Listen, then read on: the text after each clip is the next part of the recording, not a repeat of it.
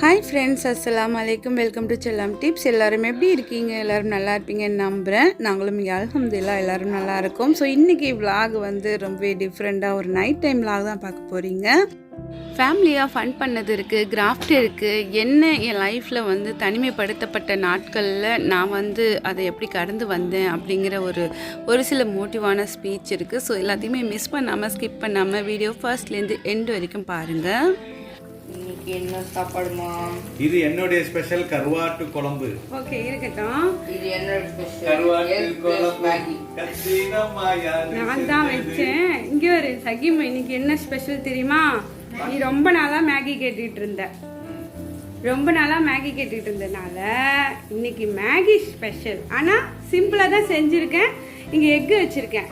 இப்போ நான் எப்படி இதை சர்வ் பண்ண போகிறேன் அப்படின்னாக்கா, ஒரு பிளேட்டில் மேகி எடுத்து வச்சு அதில் கருவாட்டு குழம்பு ஊற்றி அது மேலே முட்டையை வச்சு தர போகிறேன்.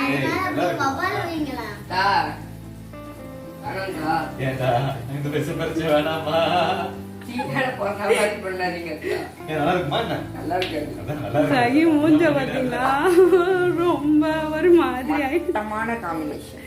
அதுதான் உனக்கு கொடுக்க போறேன்.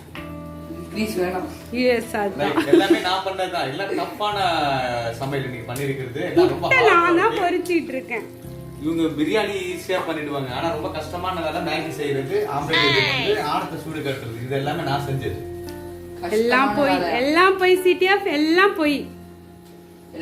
சரி, உன்னோட நைட்டு டின்னர் ரெசிபி சைனீஸ் ரெசிபியை விட அடிப்பொலியா இருக்கும். எப்படி இருக்கும்னா, ஃபர்ஸ்ட் வந்து சூப் மேகி, அதுக்கு மேல கருவாட்டு குழம்பு, அதுக்கு மேல ஒரு எக்கு ப்ரிப்பேர் பண்ணிட்டா. கண்ணை கட்டிட்டு போய் உட்காரு, நான் ரெடி பண்ணிடுறேன். ஓகே, இப்போ வந்து ஒரு குட்டி தோசைவால 3 முட்டையும் ஒன்னா ஊற்றி வச்சு, இப்போ 3 முட்டையும் நான் தனித்தனியா எடுத்துருவேன்.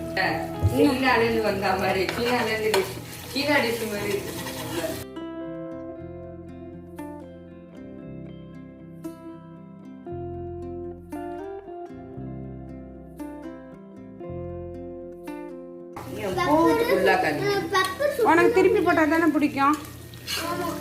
ஓகே, எங்க வீட்டுல ஒரு ஜீவனுக்கு வந்து திருப்பி போடணும், 2 ஜீவனுக்கு திருப்பி போடணும்.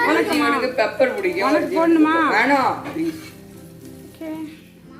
இன்றைக்கி டின்னர் பார்த்திங்கன்னா ரொம்ப ரொம்ப ரொம்ப சிம்பிள். ஏன்னா வந்து எல்லா நாளும் நம்ம வந்து ரொம்ப ஆக்டிவாக இருப்போம்னு சொல்ல முடியாது. லேசியான டேவும் இருக்கும், நைட்டும் இருக்கும். ஸோ அதே மாதிரி ஒரு லேசியான நைட் தான் இன்றைக்கி. இருந்தாலும் நம்ம க்ளீனிங்கில் வந்து நோ கிவ் அப் அப்படிங்கிற மாதிரி ஹாபெல்லாம் அப்படியே துடைக்கிறது, அந்த மாதிரி சில வேலைகள் எல்லாத்தையுமே நைட்டோட நைட் முடிச்சிட்டேன். இன்றைக்கி நைட்டு நம்ம இதை முடிக்கல அப்படின்னா நாளைக்கு டே ஃபுல்லாகவும் நமக்கு வந்து ரொம்ப லேசியான டேவாக ஆகிடும். ஏன்னா வந்து இந்த வேலை பார்க்கணுமே அந்த வேலை பார்க்கணுமே அப்படின்னு நம்ம மைண்ட் வந்து ரொம்ப நம்மளை ஒரு மாதிரி டல்லாகிடும். ஸோ இவ்வளோ வேலை இருக்குதுன்னு சொல்லியே அதனால் பார்த்திங்கன்னா முடிஞ்ச வரைக்கும் க்ளீனிங் எல்லாத்தையுமே பார்த்திங்கன்னா நைட்டே முடிச்சிட்டேன். அப்பயுமே வந்து கொஞ்சம் வேலை இருக்குது அப்படின்ட்டு அவங்க ஒர்க்கு விஷயமாக வெளில கிளம்பிட்டாங்க. திரும்ப வர்றதுக்குமே பார்த்திங்கன்னா 12 o'clock மாதிரி ஆகும் அப்படின்னு சொல்லியிருந்தாங்க. ஸோ அதனால் கிட்ஸ் வந்து சாப்பிட்டுட்டு அவங்க எல்லாமே தூங்கிட்டாங்க. ஸோ நான் என்ன பண்ணலாம் அப்படின்ட்டு யோசிச்சுட்டே பார்த்திங்கன்னா க்ளீனிங் முடிஞ்சது. அப்புறம் வந்துட்டு நமக்கான சில வேலைகள் வந்து நம்ம தனியாக இருக்கும்போது பார்த்தோம்னா நல்லா ஆக்டிவாக பார்ப்போம். ஸோ அதனால் வந்துட்டு இந்த மிஷின் யூஸ் பண்ணி என்னோடய பாதங்களை வந்து க்ளீன் பண்ணுறது, அந்த மாதிரி அதில் இருக்கிற அந்த வெடிப்பெல்லாம் நீக்கிறதுக்கு. ஸோ இந்த மிஷின் வந்து நான் யூஸ் பண்ணுவேன். இது ஒரு 6 மந்த்தாக யூஸ் பண்ணிகிட்ருக்கேன். எனக்கு ரொம்ப பிடிச்சிருக்கு. அதனால் உங்களோட ஷேர் பண்ணிக்கலாமா அப்படின்னு கேட்கறதுக்காக தான் இதில் காமிச்சிருக்கேன். ஸோ இதை யூஸ் பண்ணுறதுனால நம்ம அதிகமாக கிச்சனில் நிற்கிறனால நம்ம பாதம், குதிக்கால் எல்லாமே வந்து வெடிப்பு ஏற்படுது இல்லையா? ஸோ அது எல்லாமே அழகாக போக்கி நல்லா பளபளன்னு கொண்டு வர முடியுது. இங்கே வந்து நமக்கு வந்து காலை தேய்க்கிறதுக்கு எல்லாமே இடம் கிடைக்காது. ஸோ நமக்கு எல்லாமே டைல்ஸுங்கிறதுனால ஸோ இந்த மாதிரி ஒரு மிஷின் கையில் இருந்துச்சுன்னா ரொம்ப யூஸ்ஃபுல்லாக இருக்கும். ஸோ நான் அப்படி தான் பார்த்திங்கன்னா யூஸ் பண்ணிகிட்ருக்கேன். உங்களுக்கு வேணுன்னா சொல்லுங்கள். நெக்ஸ்ட் விலாகில் நான் வந்து இதை எப்படி யூஸ் பண்ணுறேன் அப்படிங்கிறத ஷேர் பண்ணுறேன். நான் இது வந்து இந்தியாவில் இருக்கும்போது அமேசானில் வாங்கினதுன்னு நினைக்கிறேன். ஸோ வாங்க இப்போ வந்துட்டு நைட் டைமில் நான் வந்து ஃப்ரீயாக இருந்தேன்னா என்ன பண்ணுவேன் அப்படிங்கிறத உங்களோட ஷேர் பண்ணுறேன். இப்போ டைம் பார்த்திங்கன்னா ஒரு 11:30 இருக்கும். லாஸ்ட் டைம் வந்து ஒரு ஷாப்பிங் போயிருந்தப்போ கொஞ்சம் இந்த மாதிரி திங்ஸ் வந்து கண்ணில் பட்டுச்சு, அதெல்லாம் வாங்கிட்டு வந்திருந்தேன். இந்த colour popsicle sticks and glue stick அந்த மாதிரி ஒரு சில திங்ஸ் எல்லாமே கண்ணில் பட்டதை வாங்கிட்டு வந்திருந்தேன்.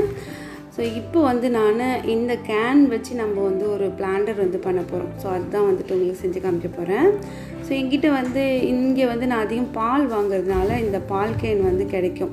ஸோ இதை தூக்கி போடுவேன், நிறைய தூக்கி போடுவேன். ஸோ 1-2 எடுத்து வைப்பேன், ஏதாவது மணி பிளான்ட் வைக்கலாம் அப்படின்னு சொல்லிட்டு.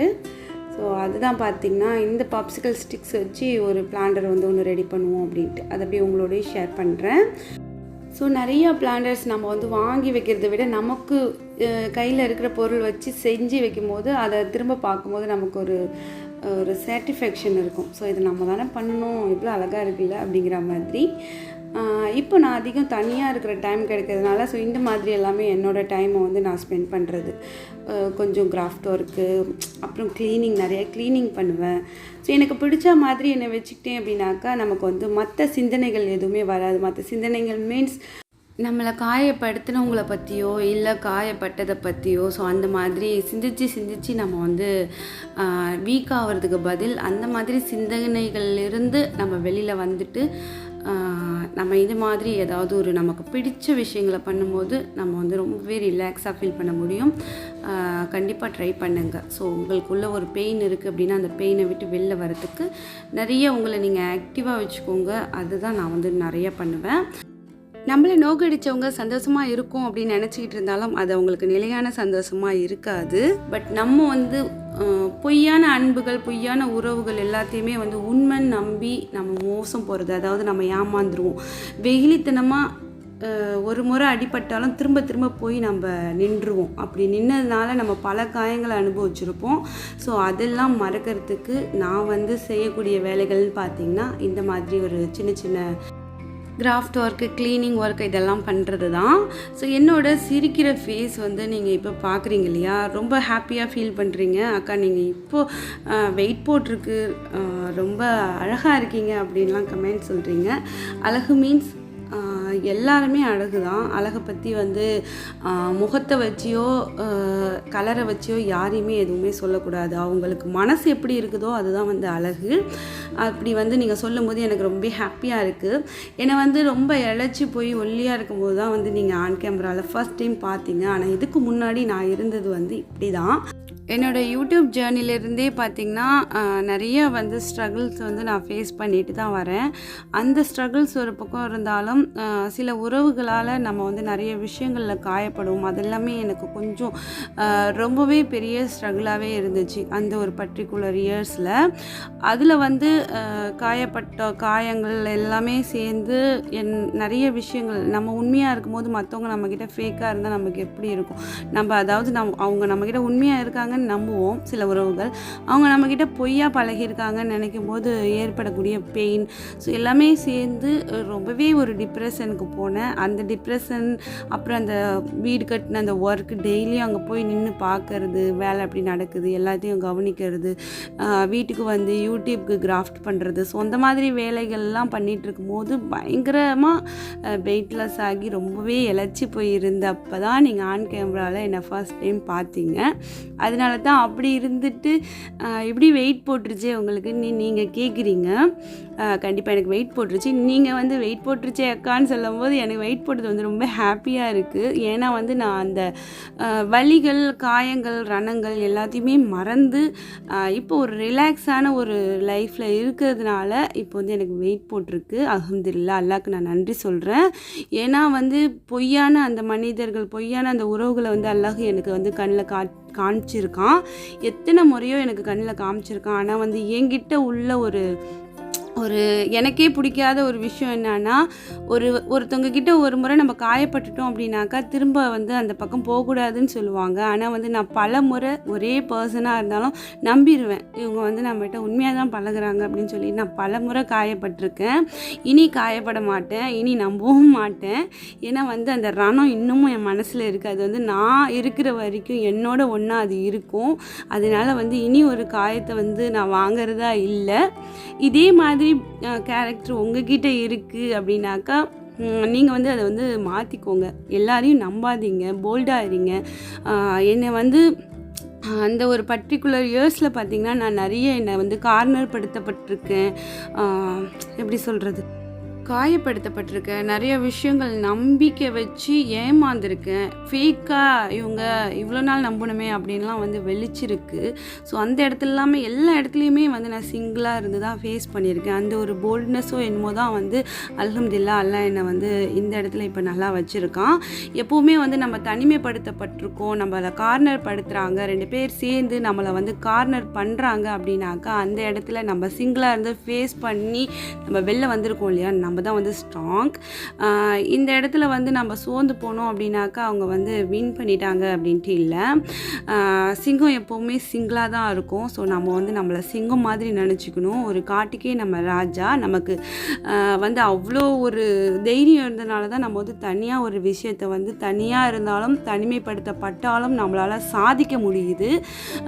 என்னை வந்து எவ்வளவோ பண்ணினாலும் நான் வந்து இந்த இடத்துல இப்போ இருக்கிறேன். ஒரு 20,000 பேர் என்னோடய ஒரு வீடியோ பார்க்குறீங்க அப்படின்னாக்கா, ஸோ வந்து பல கஷ்டங்களை தாண்டி தான் வந்து நான் இந்த இடத்துல வந்து உங்ககிட்ட பேசிகிட்ருக்கேன். எதுவுமே இல்லாமல் என்னோடய ஸ்மைலியான ஃபேஸ் வந்து நீங்கள் பார்த்துடல. இதுக்கு பின்னாடி இவ்வளோ கஷ்டங்களையும் நான் கடந்து தான் வந்தேன். இதை வந்து நான் வந்து இப்படி சொல்லிட முடியாது. சிலதை உங்களுக்கு சொல்கிறேன், ஏன்னா நீங்கள் உங்கள் லைஃப்பில் வந்து மோட்டிவ் ஆகணும். சிலரால் வந்து காயப்படுத்தப்பட்டாலோ இல்லை கஷ்டப்படுத்தப்பட்டாலோ அந்த இடத்துல நீங்கள் அப்படியே தேங்கி நின்றுடாமல் நீங்கள் வந்து அந்த இடத்த கடந்து வந்து அப்படி திரும்பி பார்க்கும்போது தெரியும் அவங்க அங்கேயே இருந்து மற்றவங்கள காயப்படுத்திக்கிட்டு இருப்பாங்க. நம்ம எவ்வளோ முன்னேறி போயிருப்போம். ஸோ அதை தான் நான் உங்களோட ஷேர் பண்ணிக்கணும் இன்றைக்கி இந்த மெசேஜில் நினச்சேன்.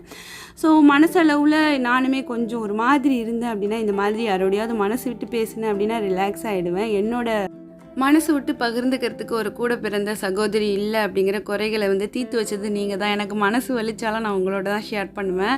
இல்லை உங்களுக்கு மனசு வலிக்கக்கூடாது அப்படிங்கிறதுனால இப்போ உங்களுக்கு ஒரு சில மோட்டிவ் கொடுக்குறேன்.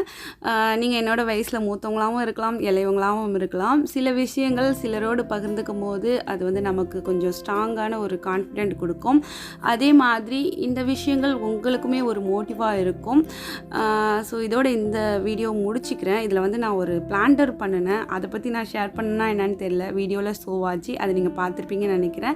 ஸோ அந்த பிளான்டர் எப்படி இருந்துச்சுன்னு சொல்லுங்கள். இடையிலேயே வந்து ஹபி வந்துட்டாங்க. ஸோ அவங்க தான் அந்த பிளான்டரை தூக்கி அந்த விண்டோவில் வச்சது.